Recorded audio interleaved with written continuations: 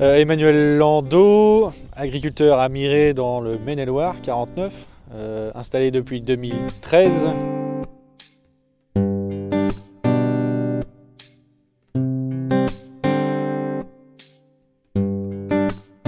L'exploitation, donc c'est du porc naisseur engraisseur, mâle non castré et porc sans antibiotiques. 54 hectares de culture en blé, maïs, colza et tournesol. Et puis aussi depuis 1 an maintenant, production d'électricité avec du photovoltaïque. Donc je suis en agriculture de conservation depuis 2 ans maintenant.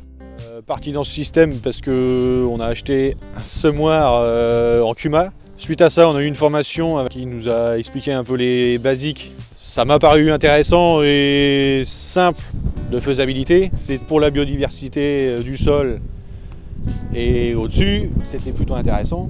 Et puis moi, je trouvais que ça rajoutait aussi pour mes enfants un système plus durable et un peu plus écologique. Le travail du sol, c'est le moins possible. Alors sur les cultures d'hiver, colza et blé, c'est semi-direct, bon résultat, beaucoup plus simple et satisfait. Pour les cultures de printemps, donc, je fais du travail superficiel le plus possible, donc pour plus de 5 cm. Et pour les cultures de printemps, le semi-direct, alors pour moi je trouve ça un peu plus délicat, faut des super couverts. Donc les couverts végétaux sur l'exploitation, c'est systématiquement avant toutes les cultures de printemps, avec un mélange de 5-6 espèces.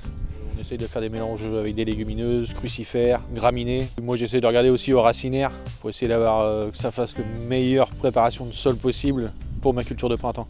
Alors mes résultats depuis que on est passé en AC sur l'exploitation depuis 2 ans, sur l'importance des sols, je pense qu'il y a un intérêt. Sur le ressuyage, je pense qu'aussi ça a son intérêt. Il y a moins de temps à passer, moins de matériel à intervenir, donc économiquement ça marche.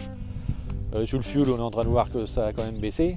On a dû prendre 3 000 € de moins là, depuis 2 ans. Sur la biodiversité, je pense qu'il y a, moi l'été d'avoir des sols qui sont tout verts, ou couverts avec des petites fleurs.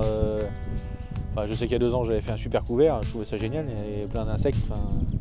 C'est agréable à voir. Les perspectives, c'est de continuer déjà d'une. Continuer avec du couvert permanent, là, on a commencé l'année dernière. Le couvert permanent, c'est en gros de semer son couvert une année et de l'avoir grossièrement le plus longtemps possible. C'était un lotier, j'ai semé avec mon colza. On a récolté le colza, ensuite au mois d'octobre l'année d'après, on a semé le blé dedans. Et l'idée, c'est de le garder encore cette année. Deuxième perspective sur l'exploitation, c'est d'arriver à semer les cultures de printemps, donc maïs et tournesol, en semi-direct. L'idée, c'est de maîtriser mieux encore les couverts avant ces cultures-là. Ça permet de faire une bonne préparation de sol, je dirais naturellement par les racines. Le travail en groupe, je dirais que c'est intéressant parce que ça permet de mettre en commun nos idées. C'est une banque d'idées un peu quelque part. Et pour le coup, de se former des fois avec des intervenants qui peuvent être intéressants. Mes objectifs en tant qu'agriculteur, c'est de m'éclater dans mon boulot déjà d'une, de gagner ma vie, trouver un équilibre entre le travail et la vie de famille, et puis de se lancer, je pense aussi des défis. Alors ils sont un peu divers, mais l'agriculture de conservation, je pense que c'en est un, puisque c'est pas si simple, mais c'en est un.